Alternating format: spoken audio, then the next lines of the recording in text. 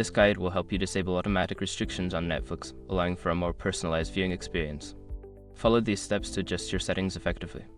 Step 1. Log into your account. Visit the Netflix website and log in using your account credentials. Make sure you are using the account that has the restrictions you want to change. Step 2. Access account settings.